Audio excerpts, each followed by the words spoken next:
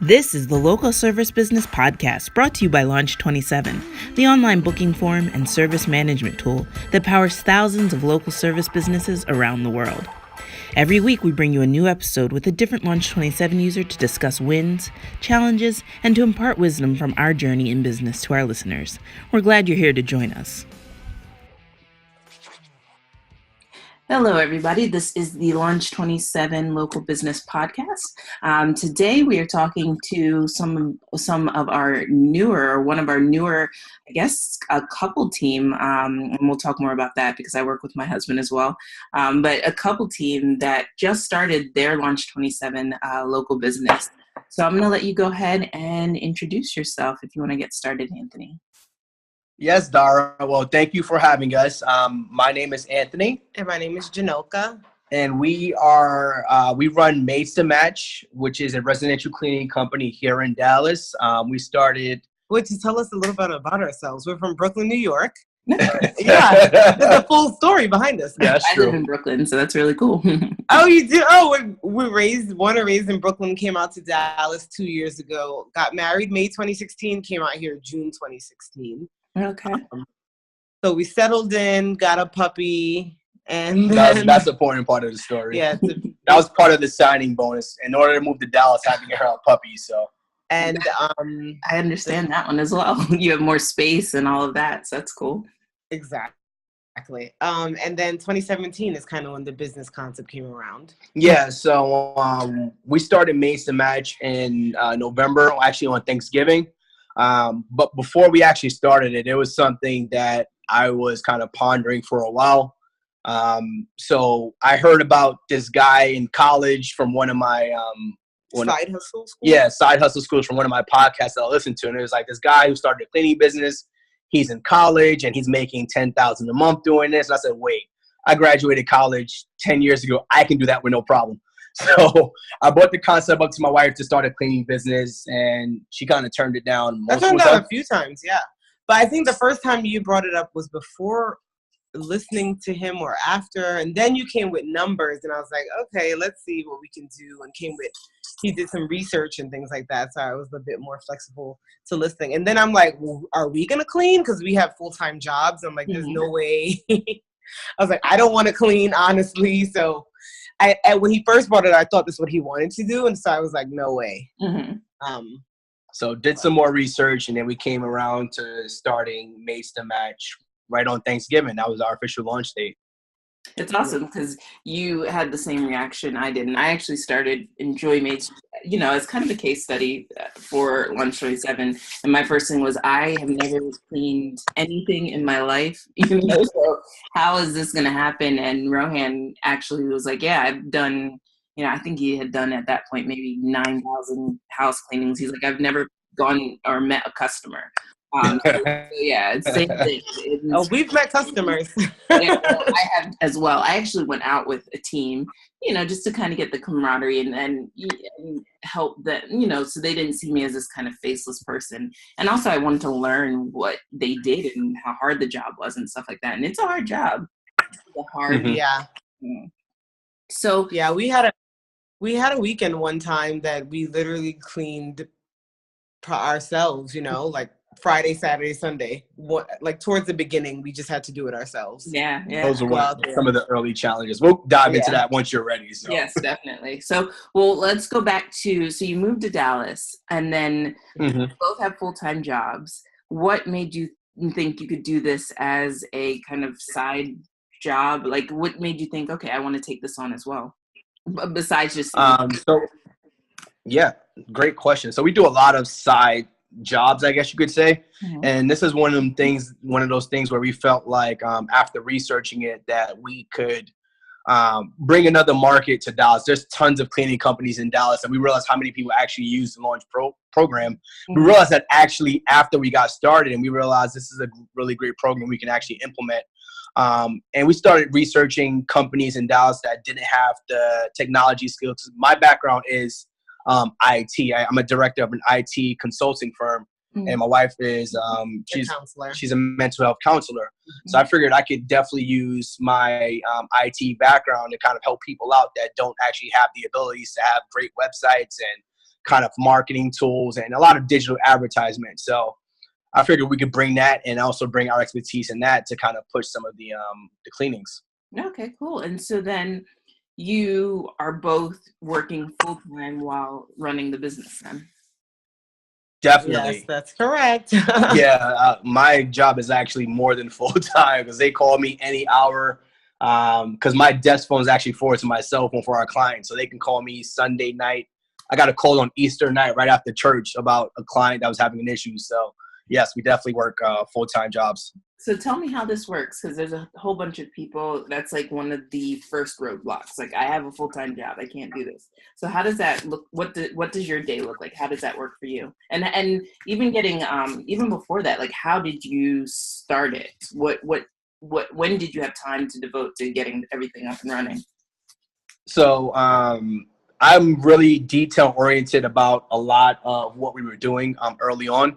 So at first it was just a bunch of ideas, and we came around and we created a spreadsheet, and we said for the next 4 months, here are our tasks to complete before getting started.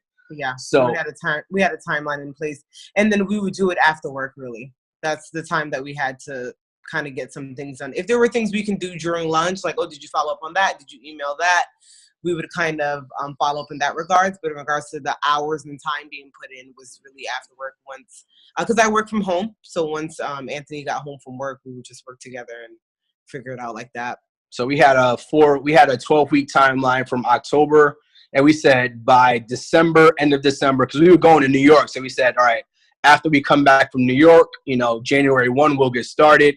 Yeah. And I said, you know what, let's push this. Let's see how much we can get done before we go to New York for the holidays. So from October, November, December, we had a 12-week timeline, and it literally says October, create business entities. So week 1, LLC, week 2, open bank account, week 3, pricing liability companies. Yeah. Week 4, are we going to do ICs or employees, which actually was longer than 1 week. Yeah. So we created a company mission and vision and, things like that. So by the end of November, we said we can actually go ahead and get this started before we even got to December. So we hired our first IC actually, I think mid-November, and we said, let's go ahead and push this out right before Thanksgiving. So that's what we did. And it was a lot of after hours. There was a lot of work meetings. I mean, after, lunch meetings that we had where it's like, all right, well, I got this done. What'd you do? A lot of teamwork early on. Yeah. And now, obviously. So we're meeting with the ICs, in the evening or even Saturday morning sometimes. So it was a lot of, And that's interesting. That leads me into your next question. So how is it working with a partner? And then even further, how is it working with someone, you're in a relationship with or married to? How has that been? I'll let you go ahead and answer. The partner, I feel like a partner is necessary. Maybe, if you're doing it, it's a lot to do all on your own. Mm-hmm. And to be honest, my husband does a lot of the work. I try to do like the IC work, the customer service, reaching out to the client type of thing. But the business side, he does a lot of it. So it balances out. Sometimes he feels like, oh my God, can you help with this part? And then when I help, I didn't do the right thing, or I sent the wrong message. So it's like, so you have little arguments about that. But in regards to running it by yourself, I say kudos to someone that does it by themselves. Because to me, even though it's a side thing, it really becomes like takes over until you're at the point that it can just kind of flow, which we're not fully there yet. I would say we're getting there, but it is a side hustle, full-time job type of thing. So I do, think that doing it with one other person, would probably be the best way or helpful, definitely. And I think probably one of the easier parts of it, if you're doing it by yourself, there's no decision making. It's either you do it or you don't. Just like marriage, it's a partnership. So I can't do anything, with the ICs, or I can't do anything with a client, or I can't do anything, which isn't a burden. It's more of a checks and balances. I'm not going to go out there and make a big decision without consulting her. And a lot of times I wanted to make big decisions, and she said, let's think about this first. I'm more of a, let's do it and figure it out. And she's like, nah, let's think about it. So it actually worked out, when you realize you need to sit down and think about some of the decisions you're making. Because it's not just for you. It's for your family. It's also, you're affecting lives of people that you're actually working with as well, like ICs. Yeah, definitely. So then you feel that you both bring different parts to the table where, where having a partnership has benefited you? Definitely. I know I bring more of the business side of it. Like it's the more the technical side as well. And she brings more of that happy face customer service, let's work it out type of thing. Cause I'm more of we had an issue with an IC and I was ready to, get rid of them immediately. And it ended up being miscommunication on both of our parts. So, we would have just, sent someone packing where they actually ended up being a good resource for us. Yeah, and that's definitely a good thing to have, because I'm the same way, where I'm just like, I'm not going to deal with you. But then, a good IC is hard to find, and you need someone who wants to work out those issues and talk it through and see if it's salvageable. So, yeah. And that's her part, definitely. You said that you are in the process of getting it to the point where it's closed. Tell me what you're doing in these initial stages to get yourself into that point where, maybe 6 months from now, you can still have your full-time jobs as well as run this kind of seamlessly. So I would say right now we're at a point where I don't think it's self-sustained. There's a lot of hand holding in the business. There's a lot of, we have to do a lot of checks and balances, a lot of check-ins with teams. But I think we're getting to a point where we're vetting out people who can kind of, in terms of ICs, who can kind of get up and run on their own without, checking in on their cleanings and checking in with the status of them arriving and things like that. And that's a huge part of it. Yeah. Early on, we had people who, once we realized we have to establish that early on, like, hey, in the interview, we're like, there's a few things that must happen. You know what I mean? That we kind of need to happen for this to kind of work. Very simple. We're huge on communication. So even if you're 5 minutes late, we need to know. Mm-hmm. So things like that, I think being upfront with the ICs has been helpful. And early on, I think we didn't understand business as much as in terms of like what clients' expectations were. Yeah. So now we're able to, like she said, state all of that up front, even if it's not about the lateness, just about the cleanings and. And just speaking to the ICs, we found that like some ICs, we had to explain, even though we explained, everything is done online. We don't, the house is not seen or anything like that.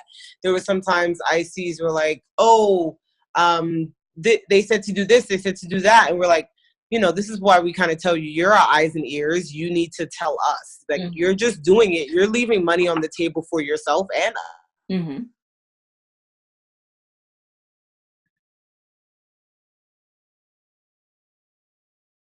For something else, it's not a discussion you need to have with them. You can just let us know, and we will, reach out to the client with no problem. So a lot of times they're like, yeah, they asked for this and we did it. We're like, what? Like, yeah, why would you do that? But so just telling all of them that up front as time went on, we're able to kind of know what happened. So that's one of the processes that allows, the cleans to flow a little bit more. On the back end, we had to work on conversions from the website because I got a theme from you, from Theme Street as well. I think it was Theme Street, yeah, on Theme Street. And it was kind of like I went in there and just plugged my own language in. And some of the language was kind of misleading a little bit. So clean some of that up where it says, we're a cleaning service. On the main page, it says, welcome to Dallas something. And I had to change it to say, maid service in Dallas, Texas. So the conversion rate's going up a little bit more. We've changed some of that, with some of that copy on there as well. So that's another thing that kind of make things flow a little bit more. And I think also where you're marketing at, makes things flow. Like Yelp, most of the time they just would go and book without a problem. Yeah. On Thumbtack, there's a lot of conversation back and forth with like a Thumbtack client. So depending on marketing as well. So we got away from Thumbtack a little bit and focus more on Yelp. We did AdWords for a little bit, and I'm the type of person that needs to understand how it works. So we were working with one of the best in the business on AdWords, and things were coming in, but I just didn't understand it as much. So we kind of stopped that because I just said I needed to understand how it's working and how are what type of conversion rates do you consider successful and things like that. So without me understanding it and being able to replicate it on my own in the future, it didn't make sense to kind of continue that relationship. Mm-hmm. But AdWords was working for us for a little bit. Thumbtack was working, which we're still doing on Thumbtack. Now we're focusing a little bit more on SEO as well and just, a copy on the website. So what's your biggest struggle, would you say, that you've had so far and that you're continuing to have? The biggest struggle, good question. I think it's with we have a lot of move in, move outs, or like one-time cleanings. So the trying to get the retention and trying to convert it into a long-time client, that's the problem that we've had. We've tried to like change up the language because we call every client after each cleaning to see how it was and if they had any feedback, things like that. So we try to change the language, like, if you're interested, we can get you on the books right away, try to get them to book right away. So that's been a bit of a struggle, I think, because we just have a lot of one-offs cleaning. Yeah. And we feel like a lot of people they come to us when they're like looking to splurge on the cleaning a little bit. So, they're like, yeah, I just wanted to, get my house spick and span, and I saw you guys, and we know your price is a little bit higher, so we just wanted to give our house the best treatment type of thing. And, they'd probably, they love the service, they appreciate it, and they said, they'll contact us when they need us again. But it rarely happens that they contact us. Yeah, and they'll leave us reviews, and they'll leave us, everything we need, but it's more like, yeah, I just want to splurge on my house a little bit, which is understandable. So I would probably say, following up has been a struggle with us. Early on, we would kind of have to chase people to find out how the cleanings were. And we realized some of our cleaning teams early on weren't the best fit for us. Yes. So we had to part ways with some of the teams early on. So that was one of the struggles as well. We just make it such a big deal to follow up with a client, because then sometimes you just see a review out of nowhere. We're like, whoa, we contacted you. You didn't even tell us that, things like that. So we try to make it known. We're like, a week later, they're like, yeah, such and such. We're like, okay, we really got to make it a point to really speak to the clients right away. So that is something that we do.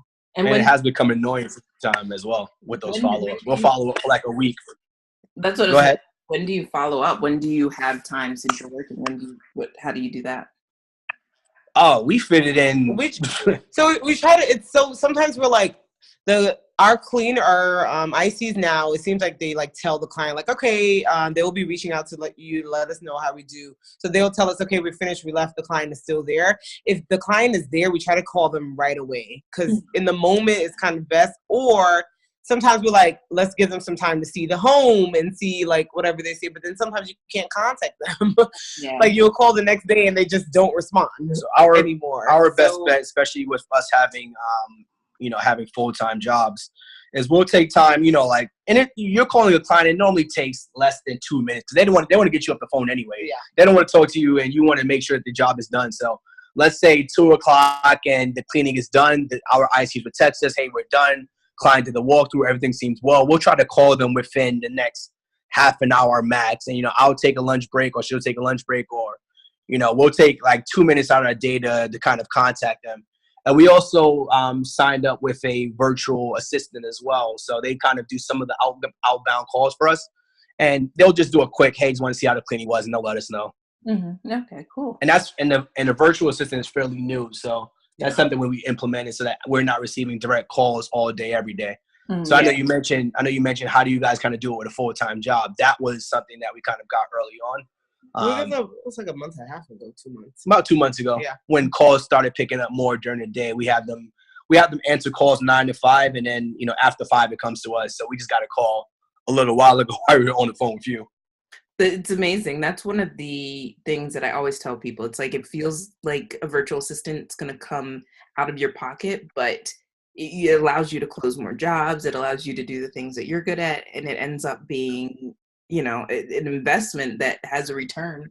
So exactly. And then especially if you're working full time, you can't, I have a little bit more flexibility than her, given my position, but I can't just pick up and go every single time to call the client. There's a lot of times when I'm sitting in meetings and the phone, early on, I was sitting in meetings and the phone was ringing. I was kind of hopping out to go run to the bathroom and take a call. And that wasn't, I couldn't focus on my job. And I said, we needed to do this. So it's definitely been working out very well. So if you don't mind discussing, what is your current revenue right now? So right now we're sitting at 21,000 total. So starting in November 24th. So we're averaging about 6,000 a month right now. Oh, nice. That's nice. In about 6 months, less than 6 months, Yeah.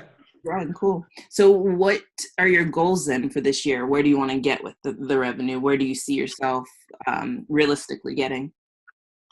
So our goal, Yeah, because we set the goal in January. We said we wanted to make about 6,000 a month, and which would be like 35 cleanings a month. And we said we would just reevaluate in quarter two. So in March is when we first hit the goal of the 6,000 and over a month. So we think maybe by June or so we'll reassess as to, you know, what our next goals are. Because I don't think we expected that we would get to it so quickly. So we'll have to reassess. That's always the best to get there and kind of be like, okay, now I can see that if I can do it to this point, I can get to this point and this point. Yeah. So we have a feeling of what that would what 35 bookings a month feels like, or you know, the amount of stuff we had to do, things like that. So I mean, with some of our, go ahead. I was going to say, how many ICs do you have that you send jobs out to? Right now we have 7. Oh, wow. So you have a nice kind of rotation and you always have somebody available for the most part? For the most part, yeah. Sometimes you're like, what? How are all these people not available? So that's like, we're always like, we have the thing like always hire, because always be hiring. You just never know. And then that's the thing that sometimes I have to remind like Anthony when he's like, how can they not do the job? I'm like, they're IC. They can say no at any time. Like, you know what I mean? So that, sometimes you would think with that many, you're like, okay, you have someone that can always go. Definitely not. We're like, we had today and yesterday, we had 3-4 people unable to work because of family, things. car, home, you know, things like that. So, you know, it's a moving business. Yep. So where do you see yourself in 5 years then? Do you ever see yourself leaving your full-time jobs to do this full-time? Well, I've been doing IT for 10 years now, and I've been with the same company going on 6. And I love it. This is not a job where it's like, you know, this is my career. And I wouldn't have been here for 6 years if I didn't love it. So I don't ever see myself leaving this job. But I think if we got to a point where I can have more time to myself and my family and kind of be able to provide for others and be able to give more, you know, with a job that started as a side business, I would probably say I would leave my job or a consult or assist them in some way, shape, or form. I say I would leave my job. Leave your job in 5 minutes. No. I feel like if it's able, at some point, if it's able to give me, I guess, maybe match my salary a little bit more, then I feel comfortable taking a break, because I still want to do other things like private practice and stuff like that part-time. So I wouldn't stop working altogether, just not have a full-time possibly. So you see this as a way to facilitate, like, you know, more flexibility and also kind of pursue, you know, your career, but in the way you would like to pursue it. Yeah. And I think that's kind of with anything that you do outside of you, even with your main job. I think it's anything that you kind of want to do. You want to create more time and space for yourself to kind of do what you were, you know, put on this planet to do. It's not just working for someone else. And it may not even just be working for yourself. You could, you know, you might want to continue doing this job to provide jobs for other people so that they can provide for their families too. So that's something that we think about as well. We're very lenient with our ICs and trying to make sure we, you know, compensate them in any way we can. I love that. I see it. And I think you are definitely the first podcast guests that we have that are doing this as a true side hustle. So I think this is really great for people who either have a full-time job and are on the fence, or people who are kind of struggling with how to run this and have a full-time job. It's weird because I haven't even, you know, people at my job don't even, actually one person from my job did find out about this through Facebook. And he said, Anthony, I didn't know you run a cleaning company. I was like, there's so much things you don't know about me. So, you know, I really, you know, I try to stay away from kind of advertising it at work, because I don't want them to feel like, all right, well, he's doing this, and take away from, because they may not understand it. They may think, you know, I'm running out instead of running a lunch, and they may think I'm going home, you know, and cleaning people's houses.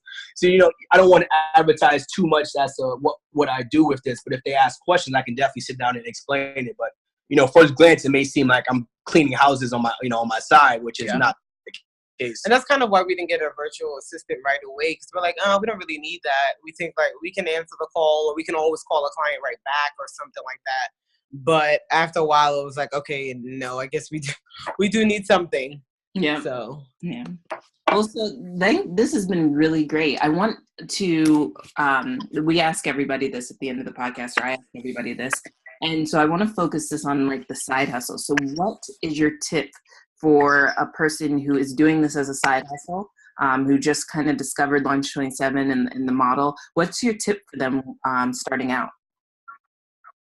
I would say kind of just start and don't sweat the small stuff. Mm-hmm. The amount of times I had Anthony sending stuff back to Launch27 to fix on the website before we like officially launched.